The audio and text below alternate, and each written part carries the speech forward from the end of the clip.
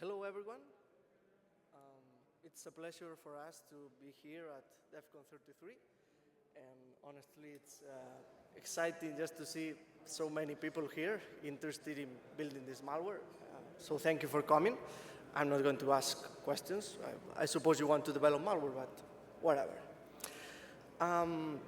Before diving in, we want to make something very clear right from the start so everyone is on the same page, okay?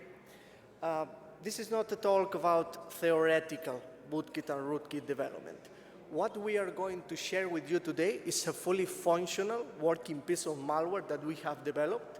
And in a moment, we will explain why we have chosen to make it public. So during this talk, we will share with you a complete documented bootkit ready for you to use, build, and study. Alongside that, a rootkit as well that implements some cool techniques to modify the Windows kernel. We will also point you to a repository with over 400 curated resources that you can use to carry out your own research into bootkits and rootkits. And because setting up the environment can be half the battle, you will have access to a set of scripts we use to automate the entire setup. And well, by the way, this talk ends with a demo, a real vulnerable computer. We have right here this Lenovo, showing the bootkit in action with secure boot enabled, taking control of the Windows kernel and running the entire malware exactly as designed. We hope you enjoy. My name is Alejandro. I'm a geek, which of course stands for a gentleman, as you can see. A gentleman exploring UEFI and OS kernels, or at least that's what I like to say. And she's Maria. Hi, everyone. I'm Maria, also a geek, a girl who explores exploits and kernel threats. You can find our full biographies on the official DEFCON page. But to summarize, I work in a law enforcement cybercrime department, where I've spent the last few years analyzing malware.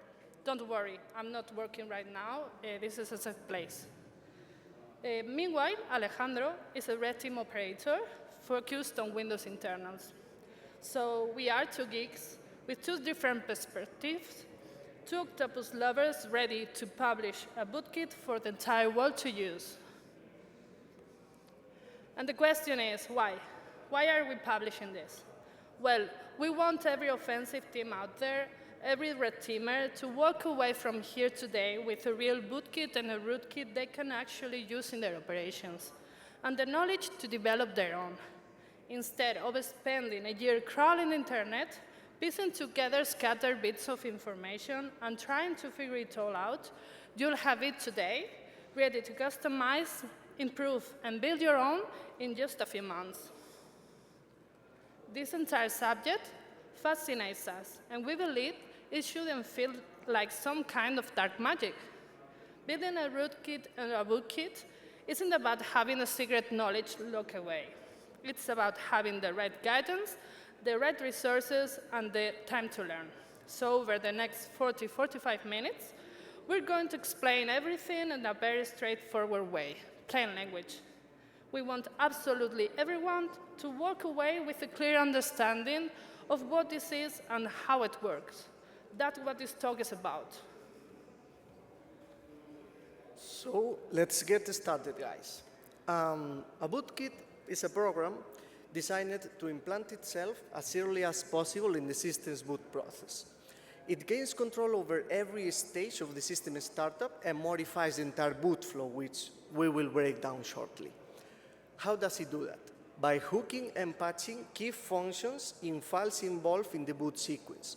Those hooks and patches are what allow the bootkit to keep executing while the boot sequence continues, and to install components that remain alive even after the operating system takes control.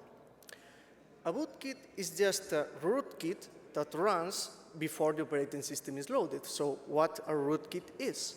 Well, a rootkit is another program designed to run inside the kernel, the core of the operating system. Because it operates at the kernel level, and the kernel manages memory, processes, and interrupts, the malware can do almost anything. It can hide files, network connections, disable security protections, and modify the internal structures of the operating system. Now, someone who wants to get started in this field doesn't really understand a damn thing about these definitions. So let's demystify it. On any system, you will find kernel-mode drivers, legitimate components that run at the highest privilege level inside the kernel. Now, if you take that same concept and make it malicious, what we call a rootkit, a malicious kernel-mode driver designed to directly tamper with the kernel. And if the computer uses UEFI BIOS to boot, then the starting point of the boot process is a UEFI application. So a malicious UEFI application is what fits the definition of a bootkit. At its core, there are two main components we need to develop. Later, we will see there are more. But as the foundation, a malicious UEFI application, .EFI binary for the early boot stage, and a malicious kernel-mode driver, .sys file, to modify the operating system once it's loaded. And now that we have demystified them, it's worth mentioning, you will find official documentation from Microsoft and from the UEFI forum available to help you build both of them. This is not dark magic, it's just offensive software development. But of course, it's not just about reading the official documentation. There are some amazing resources out there, almost like sacred texts, that you simply cannot miss. If you really want to understand what's going on under the hood, start here. And well, of course, huge thanks to all the amazing folks that explored this subject before us and shared their knowledge, malware, and tools with the entire community. Now it's our turn to give something back. By now, we can summarize it like this. A bootkit is essentially a malicious UEFI application, and a rootkit is essentially a malicious kernel-mode driver. We already know the two main components we need to develop. But what actually prevents us from just installing them? Well, we are two protection mechanisms we need to talk about. First, we have secure boot. Secure boot is all about a chain of trust, enforced through digital signatures and cryptographic keys. When it's enabled, every component in the boot process must be signed by a trusted vendor and verified against a list of allowed keys. That's the point. Malicious UEFI applications, bootkits, simply won't run unless they are signed by a key that the firmware trusts. But like any system, and we've listed a few CVEs there, if you exploit a weakness, or in this case, you find a way to include your own key into the chain and sign your binary with it, the whole thing collapses. And once secure boot is bypassed, every protection that comes after, including what the operating system tries to enforce, basically doesn't matter anymore. But because if you control the boot, you control everything. So what happens when two geeks find a machine vulnerable to one of these flaws? Well, that's exactly what you'll see in our final demo. The second protection we need to talk about is a driver signature enforcement, or DSE. If you already compromised the boot process, this protection doesn't really matter anymore. But let's assume you didn't. Maybe you couldn't find a vulnerability to break the boot signature chain. In that case, you can't install the full bootkit, but you can still find a way to install just the rootkit part. The problem is, Windows won't let you just load a malicious kernel-mode driver unless it's properly signed either by Microsoft or by a trusted vendor. As you can see on the screen, if you try to drop your sys file into the system and load it, you'll get an error saying the signature is invalid. That's DLC doing its job. But there are ways around it. And one of them is the technique called bring your own vulnerable driver. The idea is, instead of loading your malicious driver directly, you first load a legitimate signed driver with a known vulnerability. And once that vulnerable driver is running, you exploit it to execute arbitrary code in kernel space and load your rootkit from there. The vulnerability you use can't be too well known, because Microsoft maintains a block list of drivers which are already known to be abused for this technique, and it won't allow them to load. But at the end of the day, it's a constant cat-and-mouse game. As new vulnerable drivers are discovered, attackers use them, Microsoft eventually blocks them, and the cycle keeps going. Now let's quickly recap. A UEFI bootkit starts with a malicious UEFI application. A rootkit starts with a malicious Kernel-Mode driver. To install either of these components, there are protection mechanisms you'll need to bypass. There are public vulnerabilities, public exploits, and proven techniques you can adapt to get each part, each component of the bootkit we're sharing up and running. So, to understand how our bootkit or rootkit behaves, you first need to understand the boot process. And here is the general idea. When you press the power button, the system performs an operation called power on self-test or POST, a process that checks the hardware to make sure the essential components are working properly. After that, UEFI firmware is executed, and it looks for the files and partitions required to boot. One of the first files it loads is the Windows Boot Manager, a legitimate UEFI application found in a special disk partition called the ESP, UEFI System Partition. The Windows Boot Manager loads the Windows OS loader, which loads the operating system kernel into memory. And from there, the operating system takes control and initializes its main subsystems. So we have three key files involved in this process: the Windows Boot Manager, the Windows OS loader, and the Windows NT kernel. Three files you will want to load into your disassembler, reverse engineer to understand their inner workings, and figure out exactly which functions to hook and patch, just as we mentioned earlier, in order to take control of the process. This is the simplified explanation of how the malware works. Remember, each component in the boot chain loads the next one into memory. So at specific moments in the process, the next component, the next file is already in memory, but it has not yet taken control. That's the key. Those moments are when we can hook functions inside that the next component, keeping our code in execution as the process continues. We begin by replacing the Windows Boot Manager with our own malicious version. This malicious version, or UEFI application, hooks a function inside the firmware responsible for loading the original boot manager. But instead of immediately passing control to it, our code ensures that the original boot manager is fully loaded into memory first. Once it's loaded, and these right here are one of the most important lines among the thousands that make up the bootkit, once it's loaded in memory, we scan the memory using a known pattern to locate a specific function in that file that is called when the next component is already in memory. Then we hook it by patching its entry point with a small assembly trampoline, redirecting the execution to our own custom handler, and then back to the original function, keeping our code without breaking the boot process. We repeat the same approach at each stage. So inside the Windows Boot Manager, we hook a function that is called when the OS loader is already in memory. Then inside the OS loader, we hook a function that is called when the anti-kernel is already in memory. Hook by hook, stage by stage, we maintain control through the entire boot process. But these hooks don't just keep the bootkit alive.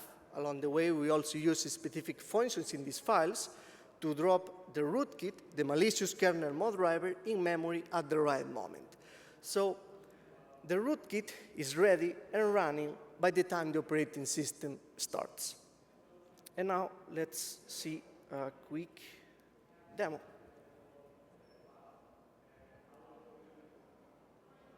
Okay. The first one. So here we have an unsigned Kernel-Mode driver. We're going to try and load it in a common way, and you're going to see an error because the DSE is enabled. So what we're going to do now is perform an advanced restart, and we're going to change the way we boot. We're going to boot into the ESP, the UEFI system partition, because in a specific folder in that partition, we have our malicious UEFI application. We're going to go to that folder. We're going to execute that UEFI application, and the UEFI application is going to modify the entire boot flow. And we have configured the application to drop the rootkit in memory. Well, we provide you with a tool to create the UEFI, to create the configuration the UEFI application uses, because the UEFI application can drop something in memory, modify partitions, can disable security protections. But in this demo, we have only configured the UEFI application to drop the rootkit in memory. So as you are going to see now, in a moment, there is something in kernel space that is printing, hey, hello, hello, hello. There is something in kernel space that can modify the entire operating system, how the operating system works. And we're going to explain that in a moment, but you can also use that a user mode application like that hello.exe to communicate with the Kernel-Mode driver. And something important to note is that the UEFI application can disable DSE. Of course, you can configure the application to do it, but it's not necessary, it's not mandatory to drop the rootkit in memory. In fact, as you are going to see in a moment, DSE is still enabled because we see the error, but a rootkit is already in memory.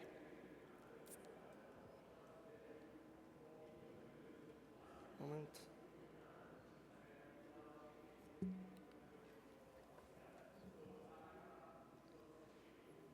Now, let's take a moment to talk about the power of the UEFI specification itself.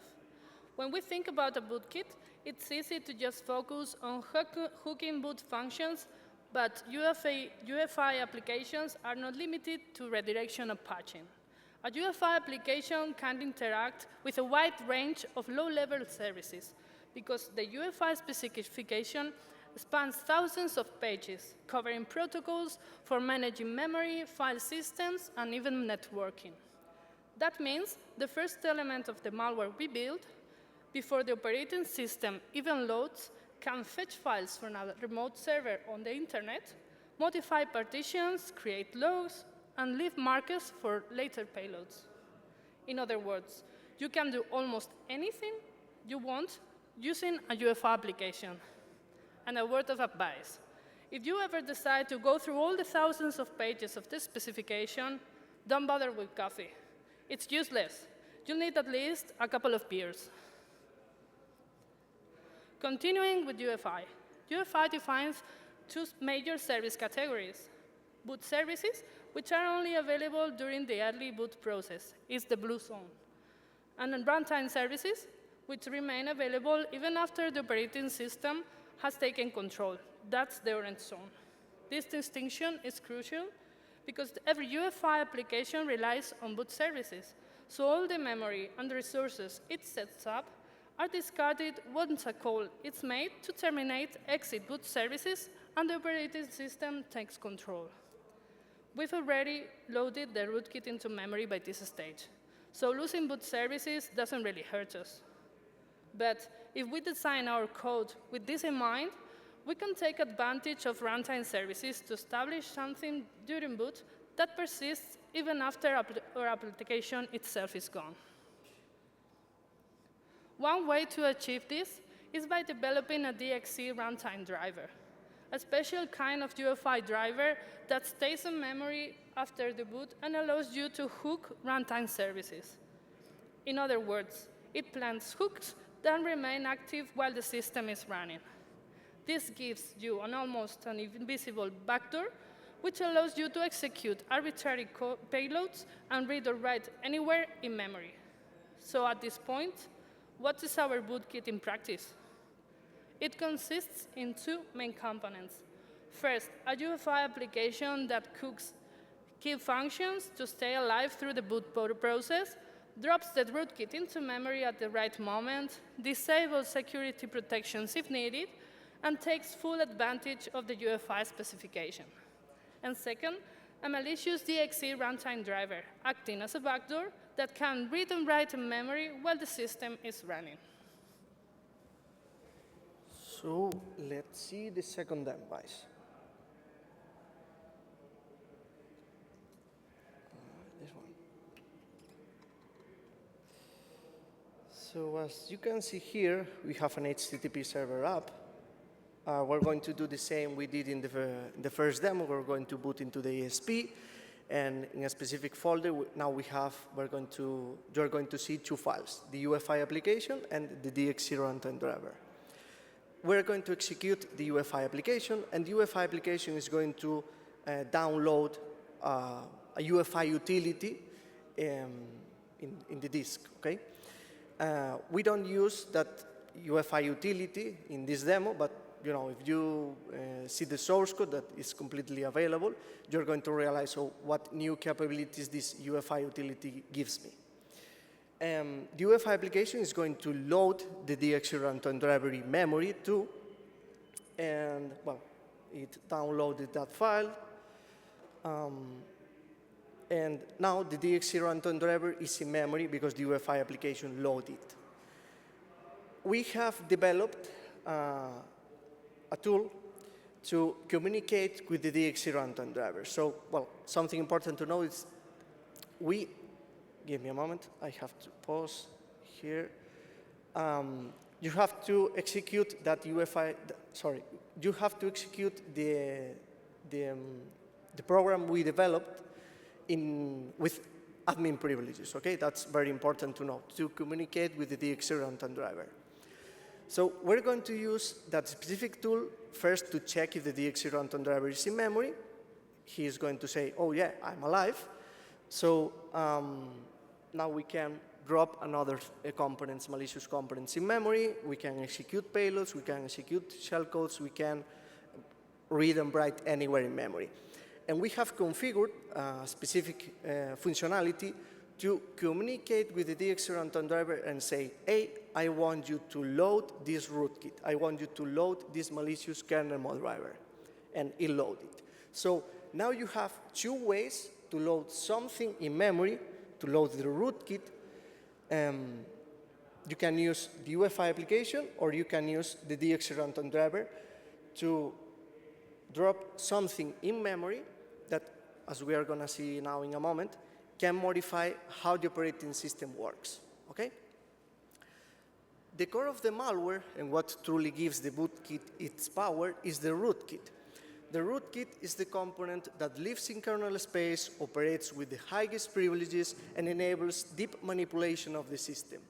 From intercepting callbacks to hiding files and network activity, the rootkit is what delivers full control. In fact, everything we have discussed so far, UEFI, hookings, early boot hijacking, runtime drivers, has just been the setup. It's all part of the infection chain that ensures the rootkit runs reliably.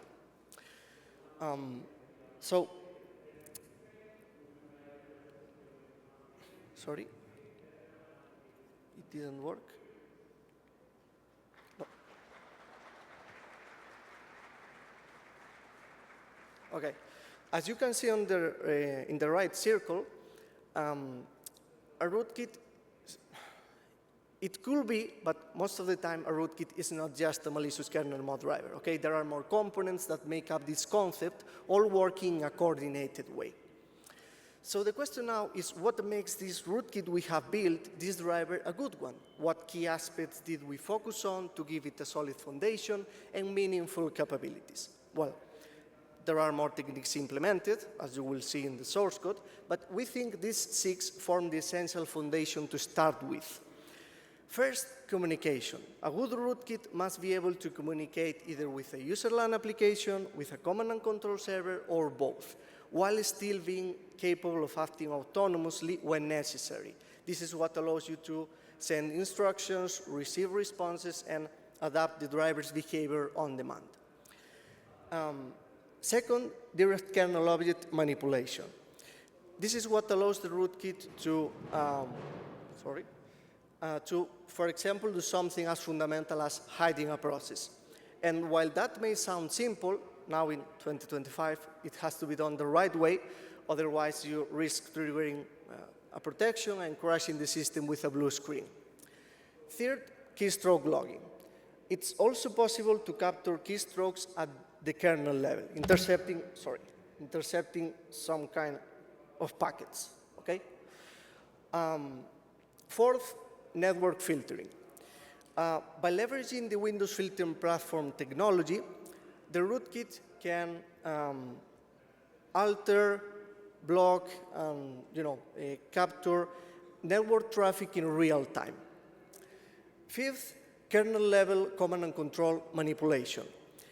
As you can see on the screen, WinSock kernel, okay, remember that concept, WinSock kernel allows the rootkit to make HTTP connections entirely within the driver, okay? So enabling a full command and control in kernel space, okay? So this is very important. You don't need a user-land process to communicate with a server on the internet, download files, or even handle network connections or communications, because the driver can handle all of it on its own, okay? And finally, file system filtering. There is a special class of drivers that many security solutions use called mini filters, and the rootkit can also make use of the underlying technology behind those drivers to hide and deny the access to specific files and folders, effectively preventing the operating system and other tools from analyzing them. So we're going to see a rootkit with these 6 capabilities, okay? Sorry. We're going to boot into the ESP. In the ESP, we have a bootkit. We have a malicious UEFI application. We're going to execute the UEFI application. The UEFI application is going to modify the entire boot flow, and it's going to drop all rootkit in memory, okay?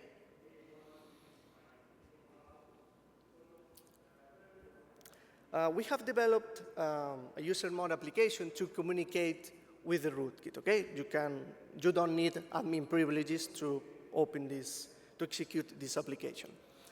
We're going to use this user mode application to communicate with the Kernel-Mode driver and saying, hey, well, the first thing we're going to try is hiding a process. We're going to try and hide the OneDrive.exe process with that specific bit. It's going to fail because we have to execute some commands to see if the Kernel-Mode driver is in memory. So we execute them, and now you're going to see how that specific line is going to be printed in red, and the process disappeared from the eyes of the user, well, from the eyes of the task manager, and in this case, the process hacker program. We can list the hidden processes, and we can unhide in an easy way, only with the identifier, and the process appears again. We can do the same with files and folders. So we're going to copy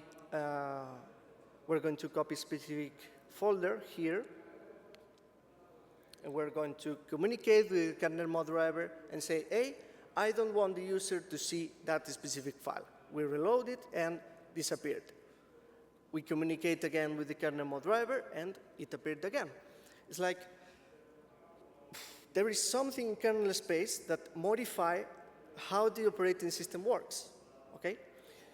We can block connections too. Maybe we don't want the computer or the user to be able to communicate with some kind of IP addresses, some servers on the internet, some range.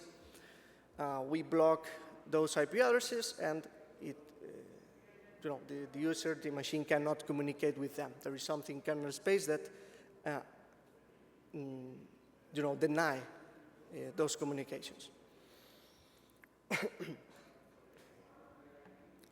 And we can unhide hide network connections too. We execute netstat. As you can see, there are some TCP connections to the remote port 443. We communicate with the driver and say, hey, I don't want the user to see those connections. Maybe there is a shellcode or whatever. We execute netstat again, and the connections disappear from the eyes of the user.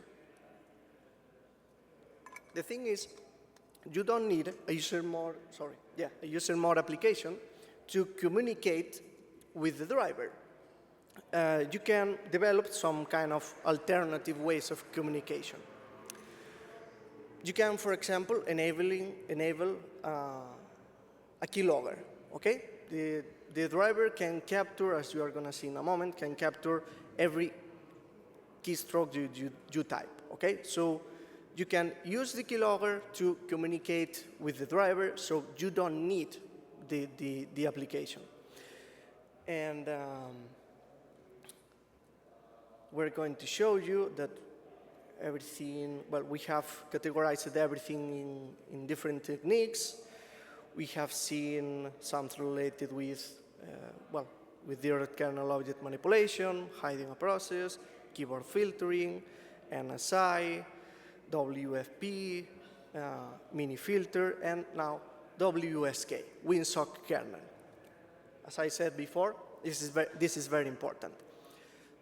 You can enable a fully command and control channel entirely within the driver. So you enable the command and control, and the driver is going to call your server on the internet, and your server responds, hey, I want you to execute this thing, and the driver is going to execute it. We don't, in this version, we don't provide you a full command and control. In the source code, you can find everything you need to develop your own command and control in kernel space. But, that is the idea. You can wait a few months, and we're going to release that as well.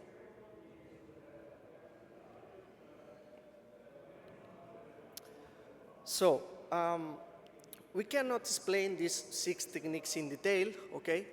But you have all the source code, and not just the rootkit source code itself, but also standalone proof of concepts for each example. There is a POC just for communication, another just for how to hide a process, another just for the keylogger, and so on. That being said, understanding how a user mode application communicates with a kernel mode driver is crucial. Learning the fundamentals of how IOCTLs and how IRPs work is going to give you a solid foundation and will naturally prepare you to move on to exploiting vulnerabilities in kernel mode drivers as you progress in this area. That's going to be something you're going to introduce yourself as you progress, okay? I hate doing this, but I don't have so much time. So communication, you have some work to do at home. So communication, kernel structure manipulation, keyboard filtering, network filtering, kernel-level command and control, file system filtering, and of course the entire boot process infection chain we have been talking about, along with the security bypasses we mentioned at the beginning. All of that brings us here. And we're going to see the last demo. Okay? This Lenovo is vulnerable, by the way. Okay, so we are in a physical machine. The bootkit works in virtual machines and physical machines. So we're going to install the bootkit, the UEFI bootkit. You need admin privileges to install the bootkit. We are going to execute, we're going to pause it here. We execute a script. Everything is available, so don't worry. We execute a script and to check if secure boot is enabled. And yeah, secure boot is enabled, as you see on the screen, but there is some kind of flaw in the UEFI firmware, so who cares if secure boot is enabled or not? The machine is vulnerable. We install the UEFI bootkit. We add a new boot entry by default. I'm going to, the internet connection was slow and we have to download something. So the rootkit is the bootkit, the UEFI bootkit is installed. The malicious UEFI application is installed. So now we shut down the machine. We power on again, and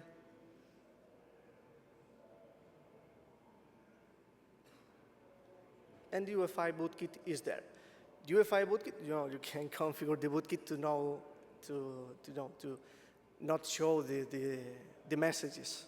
Okay, the UEFI bootkit dropped the rootkit or rootkit in memory. Well, no, sorry.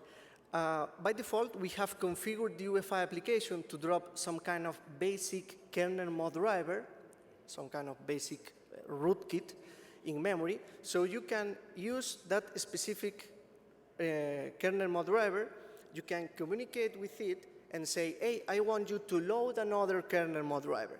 We do it by default this way because maybe you want to load or rootkit, or maybe you want to load the proof of concept we give you to blind IDRs, or you want to load your own rootkit, okay? So by default, the UEFI application dropped a basic Kernel-Mode driver in memory, and you can communicate, as you can see in the screen, you can communicate with that specific Kernel-Mode driver and say, hey, I want you to load another one, okay? So this machine is fully compromised. There are no more levels, okay?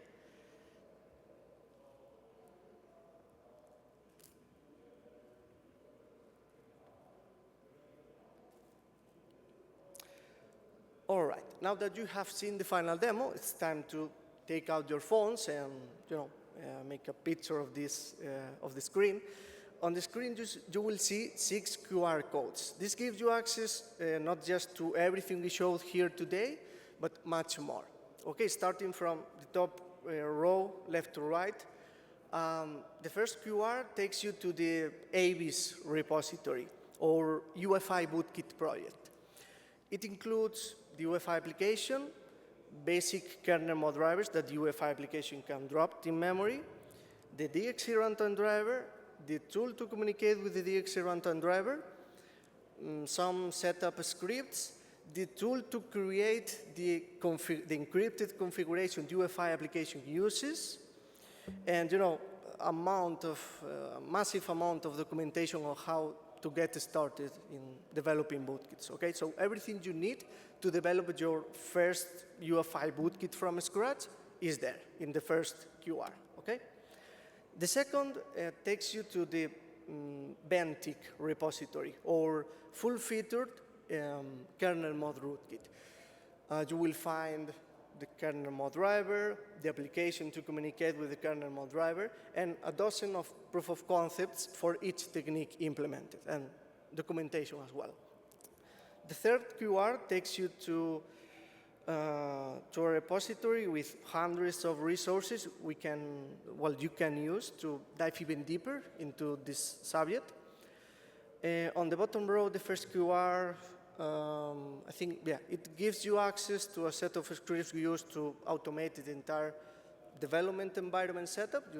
You need to configure something to develop bootkits and rootkits in a machine. So you can execute over scripts, and it's completely automatically. The second QR, that's a good one, the second QR.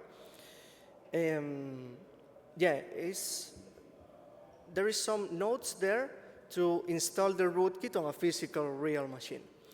And the last one includes some notes to help you analyze your own UEFI firmware and check for known vulnerabilities, okay? We believe this is the first time so much documentation and code has been shared with the entire community to help you build both a bootkit and a rootkit. But that was the idea, to provide anyone looking to deliver adversary simulation services with the knowledge to emulate the kind of malware only APTs deploy.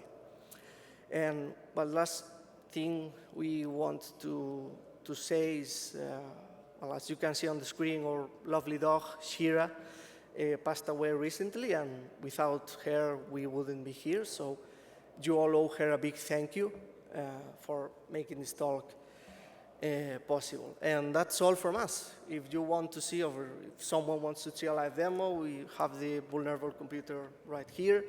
We are very approachable people, and we have some cool stickers too. So that's all from us. Enjoy the malware. Okay, you are not going to find anything like this on the internet. This is very, very cool. So enjoy it. See you soon. Thanks.